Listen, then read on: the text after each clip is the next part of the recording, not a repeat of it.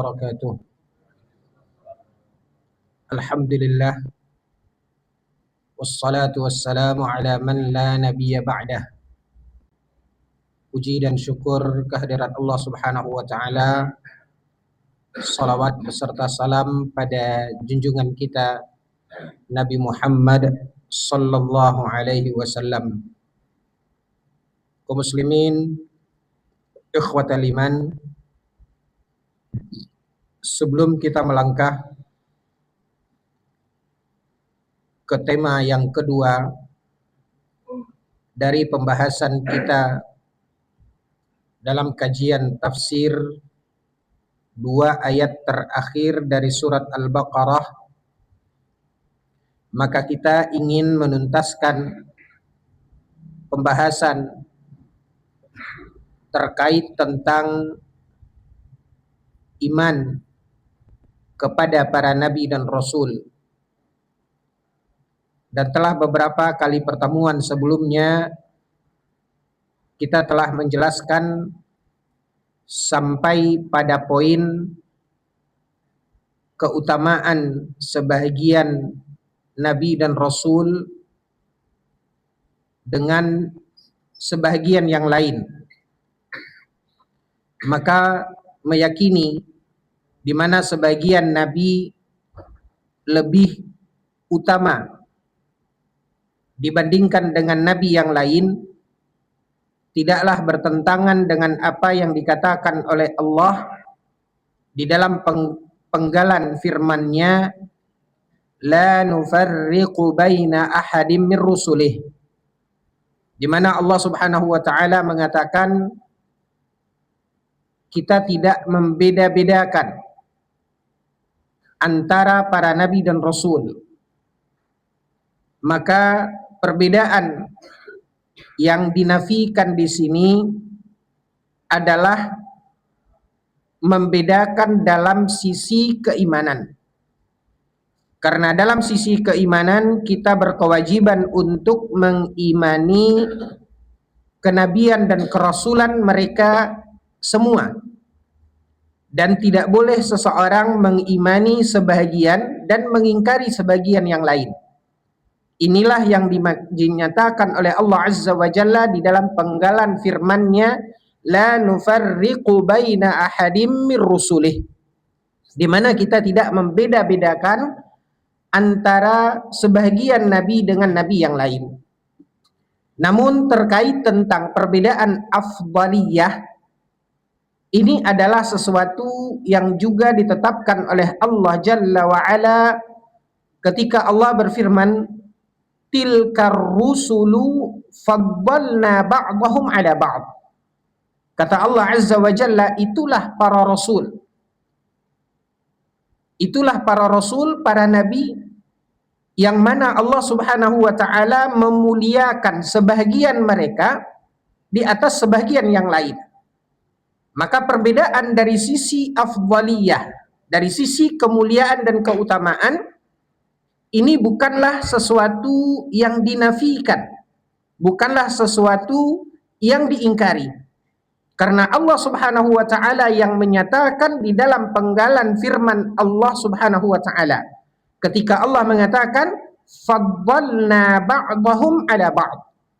Dari sisi kemuliaan, maka Allah juga yang menempatkan sebagian mereka lebih mulia, lebih afdal, lebih utama dibandingkan yang lainnya. Ini adalah hal yang krusial yang perlu kita fahami, perbedaan antara tidak membedakan para nabi dan rasul, yakni dalam keimanan. Sedangkan dalam afdaliyah, yaitu dalam keutamaan, ini adalah hal yang ditetapkan oleh Allah Subhanahu wa taala. Nah, di sini kaum muslimin ikhwatal iman, kalau kita lihat dari keseluruhan para nabi dan rasul, maka yang memiliki kemuliaan lebih adalah apa yang Allah Subhanahu wa taala sebutkan dengan istilah ulul azmi, di mana ada sebagian nabi dan rasul yang dimasukkan dalam golongan atau kriteria yang disebut dengan istilah ulul azmi minar rusuli, sebagaimana yang difirmankan oleh Allah di dalam Al-Quran, dan salah satunya di dalam surat Al-Ahqaf ayat 35, ketika Allah Jalla wa'ala berfirman, fasbir kama sabara ulul azmi minar rusul, maka bersabarlah, kata Allah, sebagaimana kesabaran rasul-rasul dari ulul azmi. Nah, penyebutan istilah ulul azmi ini, di mana Allah Subhanahu wa taala khususkan beberapa orang nabi dan rasul, yaitu ada 5 nabi dan rasul yang disebut dalam istilah ulul azmi, yaitu Nabi Nuh, Nabi Ibrahim, Nabi Musa, Nabi Isa, dan Nabi kita Nabi Muhammad sallallahu alaihi wasallam. Ada 5 nabi yang termasuk dalam ulul azmi. Nah, penyebutan ulul azmi yang Allah Subhanahu wa taala katakan fasbir kama sabar, bersabarlah sebagaimana kesabaran ulul azmi ini, Allah menyebutkan menunjukkan kemuliaan dari ulul azmi ini, di mana ulul azmi ini lebih mulia, lebih utama dibandingkan dengan para rasul yang lainnya. Nah, di antara ulul azmi ini, ikhwatal iman, maka tentu yang paling mulia dari semuanya, termasuk dari ulul azmi ini, adalah sayyidul anbiya'i wal mursalin, adalah penghulunya para nabi dan rasul, yaitu Nabi Muhammad sallallahu alaihi wasallam. Ini adalah hal yang mujma'un alaih.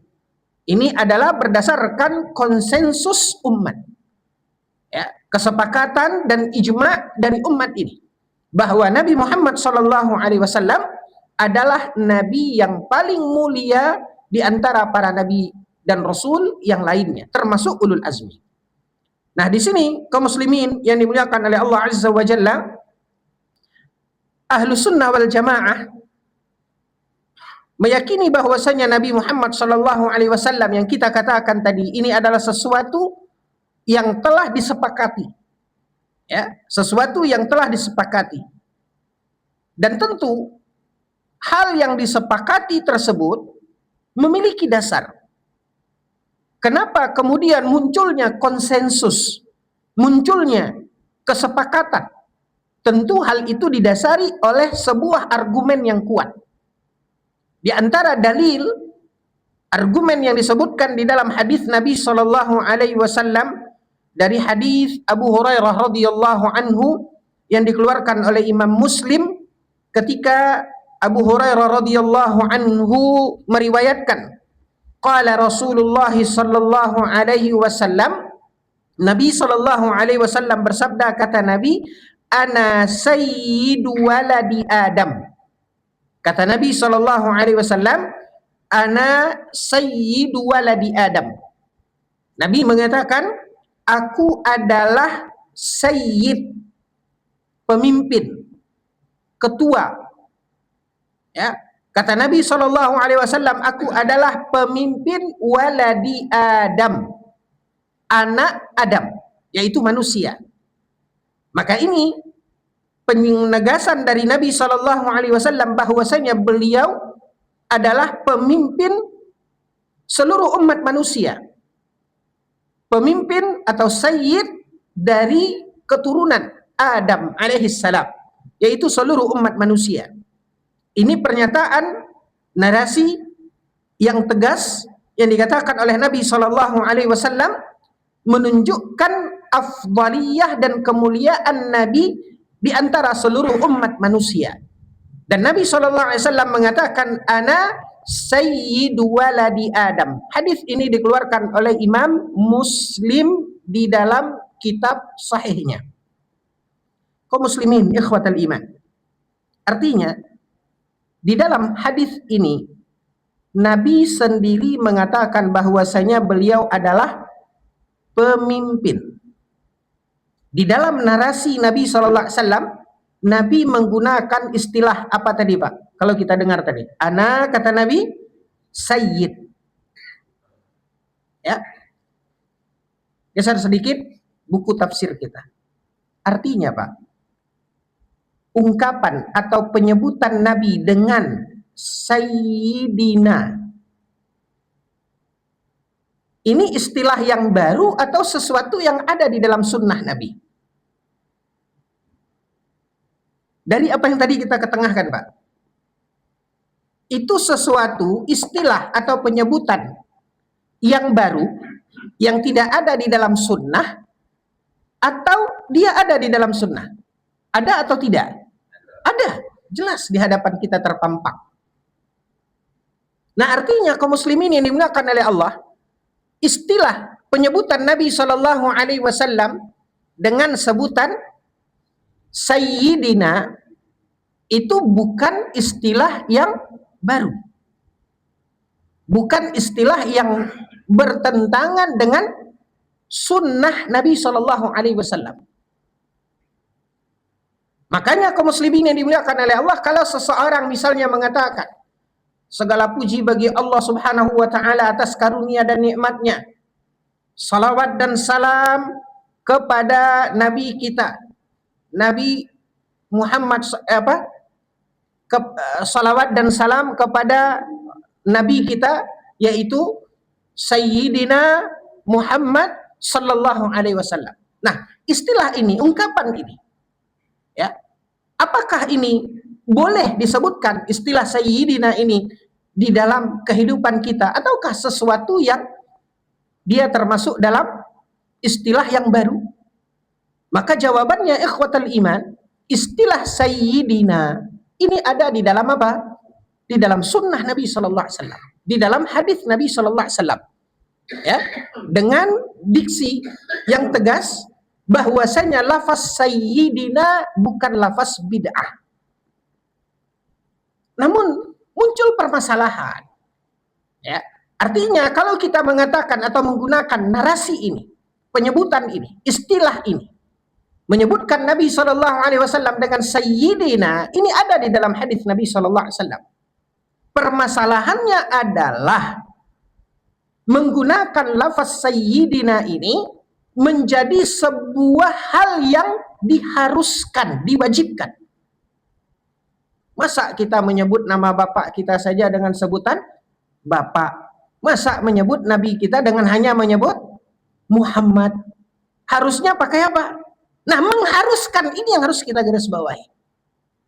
Karena juga tidak ada, kita harus objektif melihat, menilai sebuah hukum, di mana istilah ini ada di dalam sunnah Nabi Sallallahu Alaihi Wasallam, tapi bukan sesuatu yang diharuskan atau diwajibkan. Ya, karena pemuliaan Nabi Sallallahu Alaihi Wasallam sesungguhnya terletak di dalam pengucapan salawat setelah mengucapkan Nabi Sallallahu Alaihi Wasallam. Inilah kemuliaan yang disebutkan oleh Nabi Sallallahu Alaihi Wasallam. Maka kaum muslimin yang dimuliakan oleh Allah, bukan sesuatu terlarang di dalam agama kita ketika kita menyebutkan istilah Sayyidina ini. Hanya saja bukan sebuah keharusan setiap kita menyebut Nabi Muhammad SAW harus diawali dengan kata-kata Sayyidina. Poin ini yang harus kita garis bawahi. Yang kedua, ikhwatal iman, khususnya ketika di dalam salat. Salah satu di antara rukun salat kita, termasuk dari rukun salat, hal yang tidak boleh hilang dari salat kita, apakah salat wajib ataupun salat sunat, apabila tinggal, jangankan disengaja meninggalkan, tinggal karena lupa, maka tidak sah salat kita. Inilah bagian dari rukun salat. Nah, di antara rukun salat, ikhwatal iman, yaitu membaca salawat pada tasyahud terakhir. Di antara rukun salat adalah membaca salawat Nabi pada tasyahud akhir. Ini rukun salat. Yang apabila tinggal Jangankan disengaja, lupa, maka salat kita tidak sah karena dia termasuk rukun. Nah, ikhwatal iman, dalam menunaikan rukun salat kita membaca salawat pada tasyahud akhir, maka kita membaca salawat dijelaskan oleh Syekh Shalih Al-Fauzan di dalam kitabnya Al-Mulakhas Al-Fiqhi seminim-minimnya, yaitu hal yang paling minim adalah membaca Allahumma salli ala Muhammad wa ala ali Muhammad. Ini adalah bagian yang paling minim dalam menunaikan rukun salawat di tasyahud terakhir. Sebagaimana dijelaskan oleh Syekh Shalih Al-Fauzan, silahkan lihat dan rujuk ke dalam kitab Al-Mulakhas Al-Fiqhi karya Syekh Shalih Al-Fauzan hafizahullah ta'ala. Dan yang lebih utama, ya, kalau tadi adalah takaran minim, dan yang lebih utama di dalam membaca salawat di tasyahud terakhir tersebut adalah dengan membaca apa yang kita kenal dengan sebutan istilah salawat Ibrahimiyah. Apa yang kita kenal dengan istilah salawat Ibrahimiyah.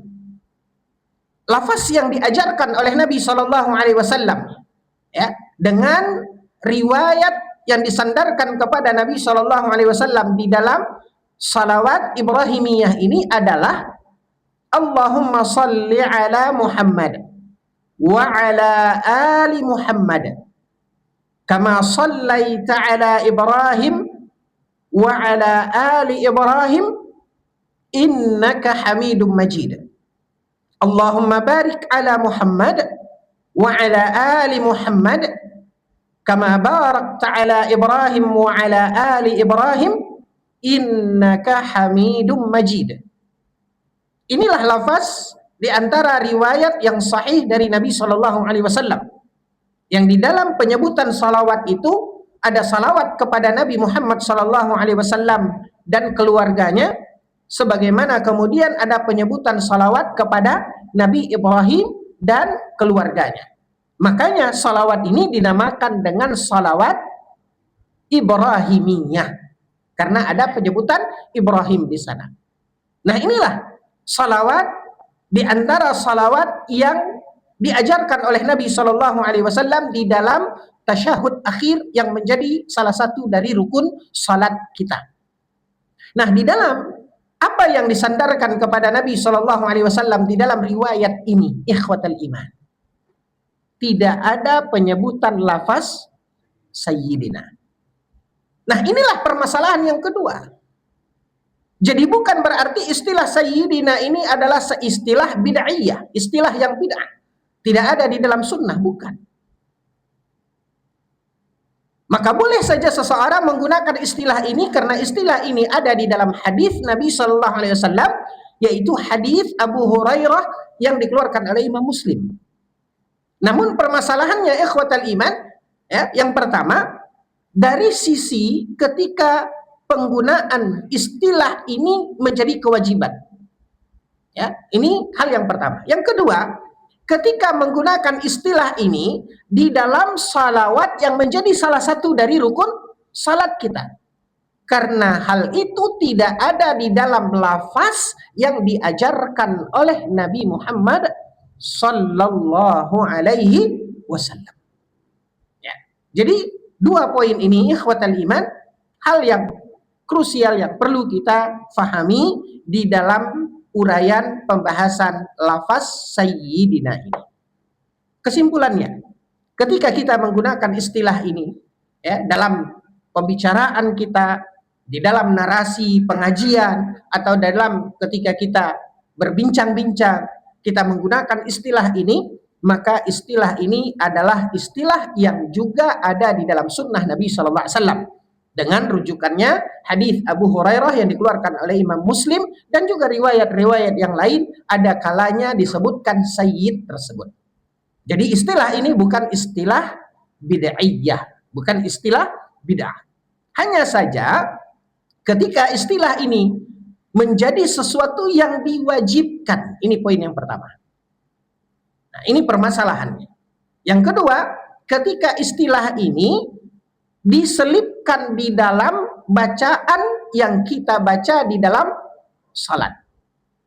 Nah, dua poin ini ikhwatal iman adalah hal yang kita ingin garis bawahi di dalam penggunaan istilah sayyidina ini. Kembali kita ke pokok bahasan kita. Dalam hadis ini Nabi SAW menegaskan, ana sayyidu waladi Adam. Aku adalah, kata Nabi, pemimpin anak Adam, yaitu umat manusia. Yaumal qiyamati wala fakhar. Kata Nabi SAW dalam hadis ini, ya, pada hari kiamat, kata Nabi, aku adalah sayyidu waladi Adam. Aku adalah pemimpinnya manusia. Ya, kata Nabi SAW, wala fakhar. Dan ini bukan kesombongan. Nabi SAW mengatakan, saya nggak nyombong, kata Nabi. Ya, sering kita juga dalam ungkapan kita, sering kita katakan, oh saya bisa, bukannya sombong, bisa. Nah, kan kita menyatakan, mengungkapkan diri kita. Tapi bukan maksudnya, bukan tujuannya kesombongan. Ya. Nah, jadi di sini Nabi SAW mengatakan, wala fakhar, kata Nabi. Dan ini bukan kesombongan. Di sini ikhwatal iman, Nabi SAW dengan tegas menyatakan bahwasanya beliau memiliki kekhususan yang tidak diberikan oleh Allah Subhanahu wa taala kepada para nabi dan rasul yang lain. Ya, di antara kekhususan yang diberikan oleh Nabi pada hari kiamat sehingga memposisikan beliau sebagai sayyidu waladi Adam, di antaranya Nabi SAW diberi kewenangan oleh Allah Subhanahu wa taala untuk memberikan syafaat yang agung.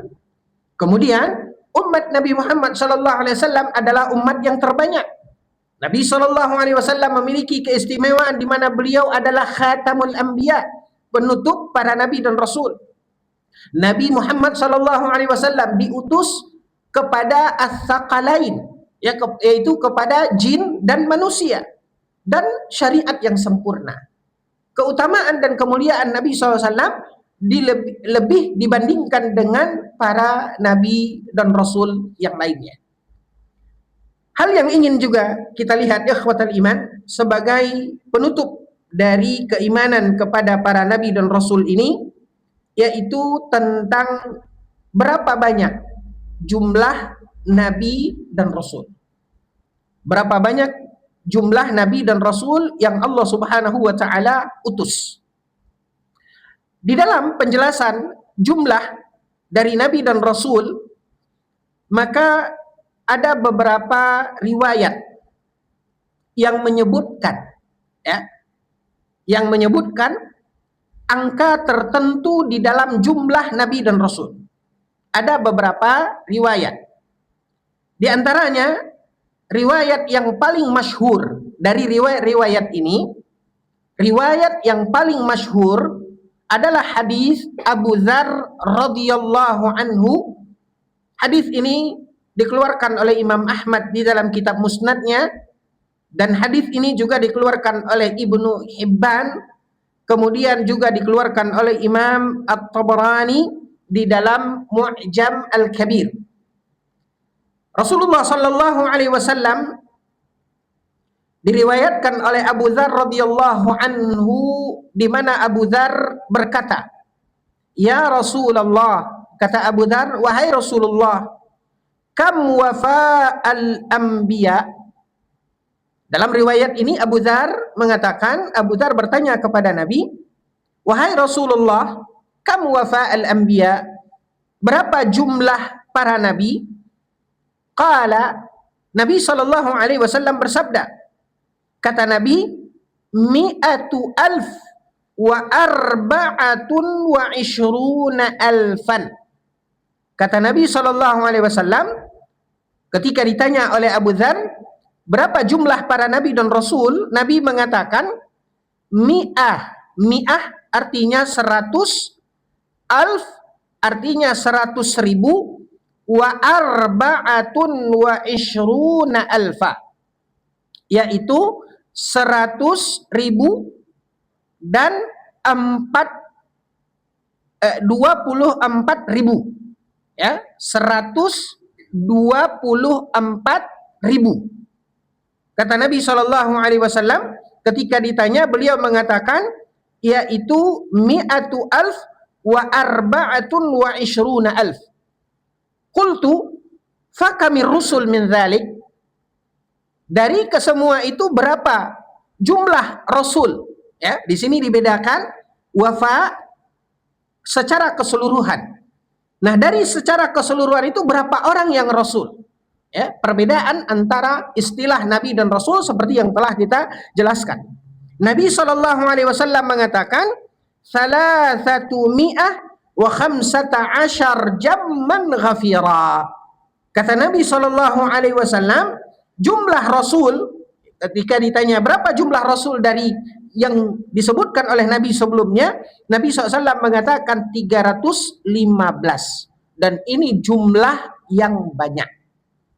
Hadis ini kaum muslimin yang dimuliakan oleh Allah dikeluarkan oleh Imam Ahmad di dalam kitab Musnadnya, dikeluarkan oleh Imam Ibnu Hibban di dalam kitab Sahihnya, Sahih Ibnu Hibban, dan hadis ini juga diriwayatkan dan dikeluarkan oleh Imam At-Tabarani di dalam kitab Mu'jam Al-Kabir. Ini riwayat yang paling masyhur. Namun ikhwatal iman, ya, para ulama,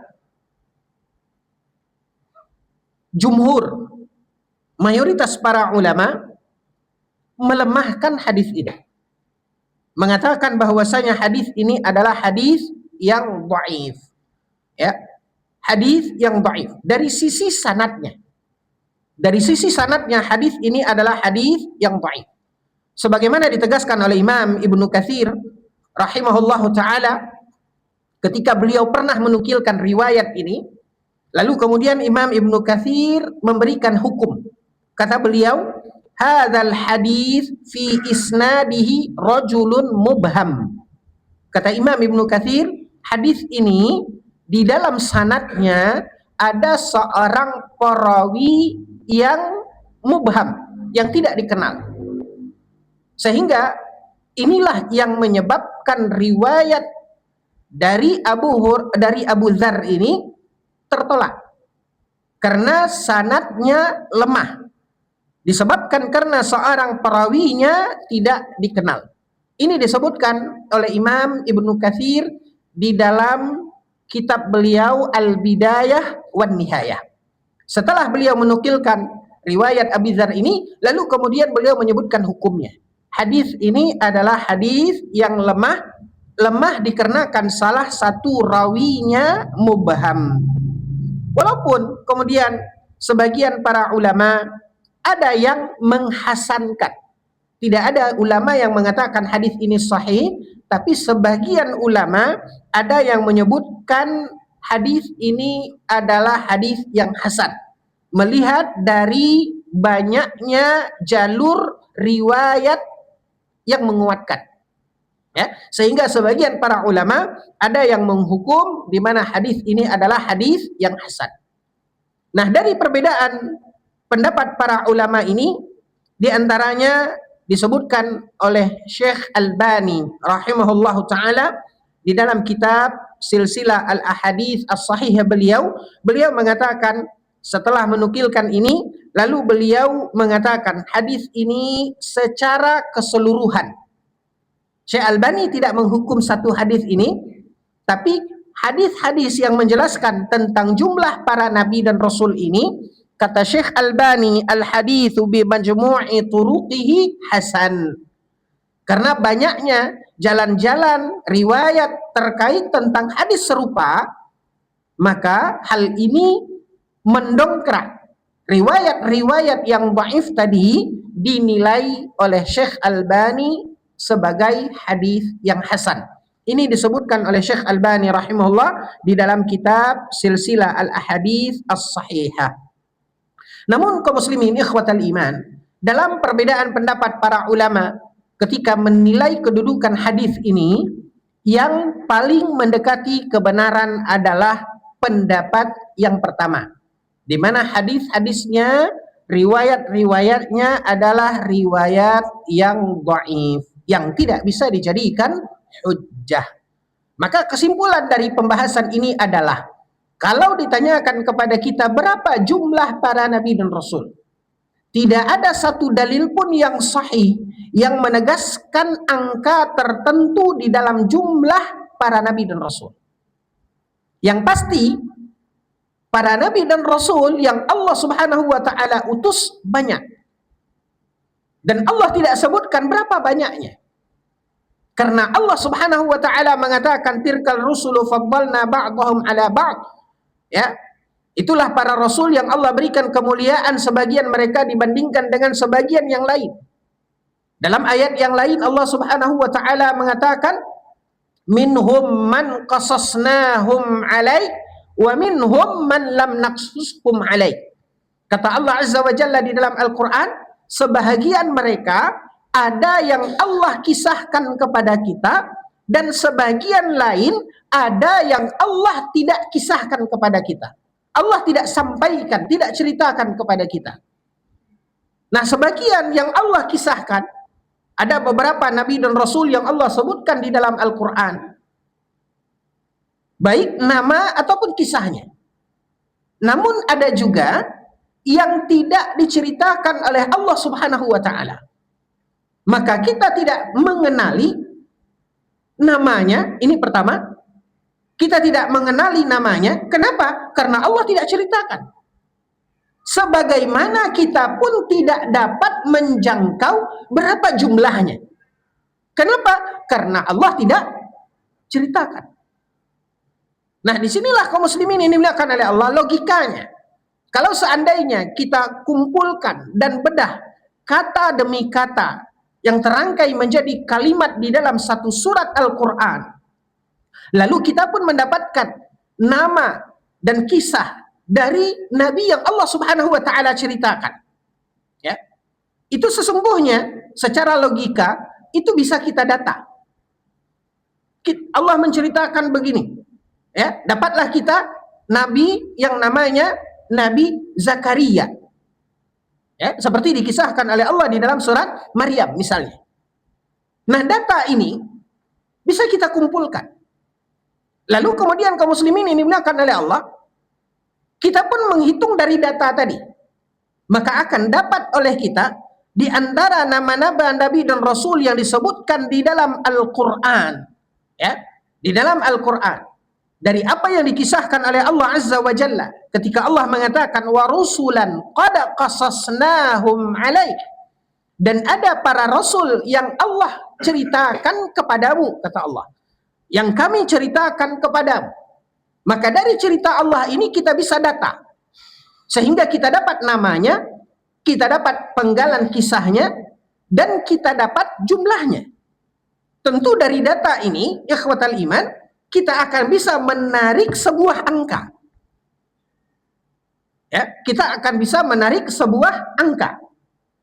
Lalu ikhwatal iman, ketika kita sampai pada bagian warusulan lam naqsushum alaik, dan ada juga di antara para nabi dan rasul yang Allah tidak ceritakan kepada kita.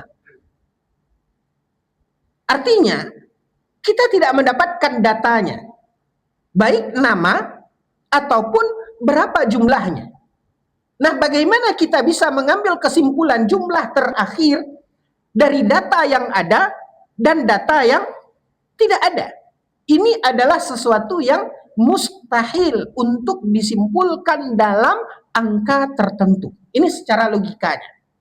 Maka di sini kaum muslimin ini dimuliakan oleh Allah, narasi yang tepat ketika dipertanyakan kepada kita berapa jumlah semua nabi dan rasul, melihat dari riwayat-riwayat yang sampai kepada kita, ada beberapa riwayat dan tidak satu pun riwayat yang sahih, sehingga tidak bisa dijadikan sebagai hujjah.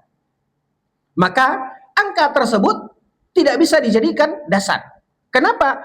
Karena di antara rawinya dalam riwayat yang masyhur saja, belum riwayat-riwayat yang lain. Riwayat yang paling masyhur yaitu riwayat yang disebutkan oleh Abu Dzar radhiyallahu anhu, maka di antara perawinya ada seorang yang mubham, seorang yang tidak dikenal, sehingga tidak bisa dijadikan sebagai hujjah. Nah, dari angka ini bukanlah sesuatu yang memiliki standar untuk penerimaan sebuah alasan atau argumen. Sehingga ikhwatal iman, tentu langkah berikutnya adalah dengan pengumpulan data. Dari apa yang Allah Subhanahu wa taala sebutkan, sebagian rasul ada yang Allah ceritakan, ya. Ini yang bisa kita kumpulkan datanya, dan Allah Subhanahu wa taala mengatakan sebagian lain Allah tidak ceritakan. Maka kita tidak akan mendapatkan datanya dikarenakan Allah tidak menceritakan. Maka kesimpulannya dari analisa ini, ya, dari analisa ini, maka kesimpulannya adalah tidak ada yang tahu berapa jumlah para nabi dan rasul secara pasti. Ya, secara pasti berapanya dengan angka tertentu, ini tidak ada dalil yang menyebutkan angka pastinya. Yang pasti banyak. Yang pasti lebih dari siapa yang diceritakan oleh Nabi Shallallahu Alaihi Wasallam. Anggaplah kaum muslimin yang dimuliakan oleh Allah sebagaimana dikatakan oleh para ulama dalam ungkapan yang masyhur bahwasanya jumlah nabi dan rasul yang Allah ceritakan di dalam Al-Qur'an itu ada 25. Ya. Tapi apakah 25 ini adalah jumlah nabi dan rasul yang Allah utus? Tidak. Ini yang ada pada data yang bisa kita kumpulkan. Dari apa yang Allah katakan, minhum man qasasnahum alaih. Di antara mereka ada yang kami ceritakan kepadamu, kata Nabi SAW. Ya. Tapi apakah ini batas akhir? Ya, jumlah terakhir? Jawabannya tidak. Kenapa? Karena di sana ada lagi para nabi dan rasul yang lain yang Allah tidak ceritakan. Siapa contohnya? Tidak tahu kita. Kalau ada yang tahu, Pak, ini kebangetan. Allah tidak ceritakan, Bapak tahu. Ya. Nah, siapa dia? Kita tidak tahu. Berapa jumlahnya? Ya kita tidak tahu. Allah tak ceritakan. Makanya kita tidak punya data itu. Nah, di sini kaum muslimin yang dimuliakan oleh Allah, sekali lagi kesimpulannya adalah yaitu di mana kita tidak tahu jumlah para nabi dan rasul. Poin terakhir. Dalam iman kepada para nabi dan rasul ada satu hal, ikhwatal iman, ya, yang harus menjadi catatan penting dalam iman kepada nabi dan rasul. Di mana Nabi Shallallahu Alaihi Wasallam bersabda, kata Nabi, la tuturuni kama atratin nasara ibna Maryam. Ini hal yang juga sangat krusial di dalam bab iman kepada para nabi dan rasul. Sebagaimana kita ketahui, ya, dalam perjalanan kehidupan manusia ada dua jurang yang selalu mendampingi perjalanannya. Ada dua jurang yang selalu mendampingi perjalanannya. Jurang ini dinamakan dengan al-ifrat wat tafrit.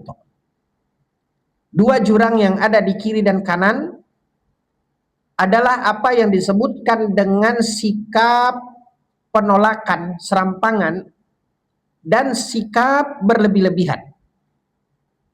Kedua-duanya jurang yang membinasakan. Ketika Nabi diutus, ada orang-orang yang menentang beliau. Bahkan sampai seperti diceritakan oleh Allah Azza wa Jalla di dalam Al-Quran, adanya orang-orang yang menentang para nabi dan rasul tersebut sampai ke titik mereka membunuh para nabi ini. Ini adalah bagian dari cobaan yang dialami di dalam perjalanan dakwah para nabi dan rasul yang Allah utus. Selalu ada orang-orang yang menentang, mengingkari.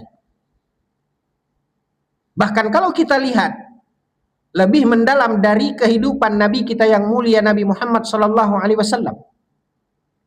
Bagaimana Nabi sallallahu alaihi wasallam, ya, disiksa, disakiti, dihina, dicaci, ya, dikucilkan. Bahkan Nabi SAW diusir. Bahkan Nabi SAW ketika berharap ada suaka dari penduduk Taif setelah kekecewaan yang mendalam dari sikap penduduk Mekah. Kita tahu di dalam sejarahnya bagaimana Nabi SAW kemudian berupaya mencari suaka ke penduduk Taif. Apa yang beliau dapatkan? Yang beliau dapatkan adalah hinaan. Bukan hanya sebatas hinaan kata-kata, tapi juga dengan lemparan batu. Sehingga berdarah Nabi SAW karena lemparan batu tadi. Nah, selalu ada di dalam kehidupan para nabi dan rasul. Sebagaimana ikhwatal iman, ya, ada satu sisi orang-orang yang menentang, dan ada di sisi lain orang-orang yang berlebih-lebihan. Orang-orang yang berlebih-lebihan. Ya. Ini yang disebut dengan istilah ifrat wa tafrid. Nah, hal ini perlu kita ingatkan di dalam segala permasalahan agama kita. Rasulullah SAW mengingatkan, kata Nabi SAW, halakal mutanatti'un. Celaka orang-orang yang berlebih-lebihan. Termasuk berlebih-lebihan di dalam masalah agama. Termasuk di dalam masalah ibadah. Sebagaimana kita tahu mengikuti Nabi, menghormati dan memuliakan para Nabi yang Allah telah berikan keistimewaan kepada mereka, ini adalah kebaikan dan ibadah. Namun ingat kata Nabi SAW, tidak boleh seseorang berlebih-lebihan. Ini yang diingatkan oleh Nabi SAW. Bahkan di dalam ibadah-ibadah yang lain pun, ikhwatal iman, ya, lihat bagaimana Allah Subhanahu wa taala memberikan sugesti kepada kita agar kita beribadah, agar kita berjuang, bersabar, agar kita bisa beribadah. Namun ingat ikhwatal iman, jangan sampai melampaui hal yang digariskan oleh Nabi SAW. Konsep ini nanti akan kita lihat pada pembahasan di tema yang kedua. Di tema berikutnya kita akan bahas hakikat dari ittiba di dalam agama ini. Di mana konsep agama ini adalah kita mengikuti. Ikuti. Ya. Jangan kita abaikan, tetapi ingat, jangan pula kita berlebihan. Satu ketika Nabi SAW masuk ke masjid dan beliau melihat ada seutas tali yang terikat. Ya. Nabi SAW bertanya, ini apa? Kata Nabi SAW, Nabi bertanya ketika melihat tali tadi. Lalu orang-orang menjawab, ini adalah talinya si fulanah. Ada seorang wanita apabila dia salat malam, ya, kita tahu bagaimana Allah membangun himbauan, ya, agar kita bersungguh-sungguh di dalam melaksanakan salat malam tadi. Namun ketika seseorang melakukan itu, dikatakan bila mana dia mengantuk, maka dia berpegang ke tali tadi agar tidak jatuh. Ya. Mungkin satu sisi ikhwatal iman, disinilah pentingnya ilmu. Kompas untuk kita menilai sesuatu dan kita berada tetap di jalan yang Allah Subhanahu wa taala telah atur itu sebagai rute perjalanan kita. Tanpa kita melenceng baik ke kiri ataupun ke kanan. Tanpa kita terjerembab kedua jurang yang selalu mengintai kita dalam posisi apapun. Termasuk di dalam ibadah dan kebaikan. Nah, kaum muslimin yang dimuliakan oleh Allah, yaitu jurang serampangan dan jurang berlebih-lebihan. Dua hal ini yang harus selalu kita ingat. Konsep agama kita adalah ittiba. Bagaimana kita mengikuti sesuai dengan apa yang telah dicontohkan, tanpa kita kurangi dan tanpa kita menambahnya.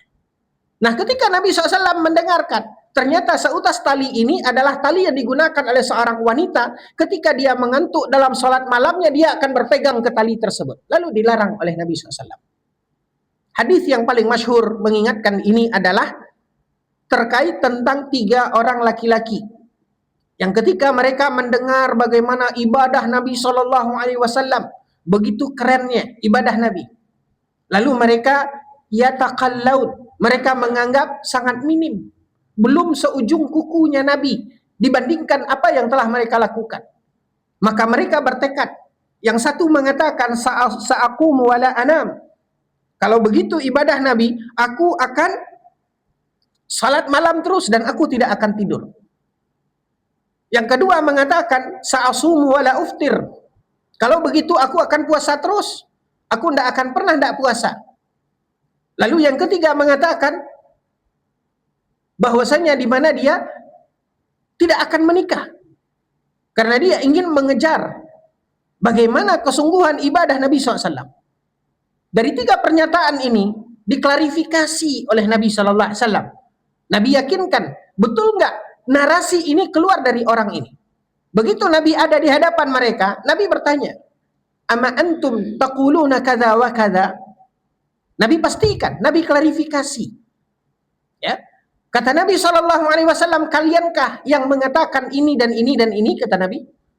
Setelah dipastikan bahwasanya memang itu adalah ucapan mereka, bukan hanya desas-desus, bukan hanya kabar burung, bukan hanya penyampaian dari orang, Nabi pastikan. Nabi pastikan, Nabi katakan, apakah kalian yang mengatakan ini dan ini? Lalu mereka katakan iya. Kemudian Nabi SAW mengatakan, ana atqakum. Aku adalah orang yang paling bertakwa di antara kalian, kata Nabi. Aqumu wa anam. Ada kalanya aku salat malam, dan ada kalanya aku tidur. Wa asumu wa uftir. Ada kalanya aku puasa dan ada kalanya aku tidak puasa. Wa atazawwajun nisa, kata Nabi. Dan aku pun menikah. Kemudian Nabi SAW mengatakan, faman raghiba an sunnati falaysa minni. Kata Nabi, barang siapa yang tidak mengikuti sunnahku. Ya. Sunnah apa yang dikatakan oleh Nabi? Yaitu sunnah berjalan di atas apa yang telah dicontohkan oleh Nabi. Ya. Tidak serampangan dan tidak berlebih-lebihan. Maka Nabi SAW mengingatkan, inilah sunnah Nabi. Inilah hakikat daripada istilah ittiba, mengikuti. Ya, ikuti apa yang telah dicontohkan oleh Nabi tanpa kita kurangi dan tanpa kita lebih-lebihkan. Ini yang diingatkan oleh Nabi, barang siapa yang tidak mengikuti sunnahku, kata Nabi, falaisa minni, maka dia bukanlah dari golonganku. Nah, poin dalam sikap berlebih-lebihan ini juga diingatkan oleh Nabi SAW di dalam kedudukan kerasulan Nabi Muhammad SAW. Beliau diberikan kemuliaan, bahkan beliau adalah manusia yang paling mulia yang pernah menginjakkan kakinya di muka bumi ini. Lebih mulia dibandingkan para nabi dan rasul yang lainnya. Namun Nabi mengingatkan, bagaimanapun kemuliaan Nabi Muhammad SAW yang harus kita cintai, yang harus kita hormati, yang harus kita ikuti, yang harus kita puji, ya. Karena jangankan kita, Allah dan malaikat pun memuji beliau, sebagaimana dikatakan di dalam himbauan agar kita memperbanyak salawat. Bahkan ketika kita tidak memuji beliau sallallahu alaihi wasallam, artinya tidak bersalawat setelah menyebut nama beliau, maka kita dicap sebagai seorang yang kikir, kata Nabi SAW. Yaitu orang yang tidak bersalawat ketika aku disebut, kata Nabi sallallahu alaihi wasallam. Maka di sini kaum muslimin, Nabi ingatkan, bagaimanapun kedudukan Nabi tadi yang harus dicintai, yang harus diikuti, beliau ada seorang Rasul yang memiliki mukjizat, kelebihan, sebutkan semua keunggulan-keunggulan yang membuat Nabi SAW menjadi Sayyidul Bani Adam, menjadi penghulunya anak manusia, penghulunya anak Adam. Ya, tetapi ingat, kata Nabi SAW, la tutruni, kata Nabi. Nabi ingatkan, jangan berlebih-lebihan di dalam memujiku. Ya, Nabi ingatkan, sebagaimana kesalahan jurang yang kita sebutkan tadi. yang akan menjerumuskan kita ketika kita mengingkari atau melecehkan Nabi. Ingat, di sisi lain ada jurang berikutnya.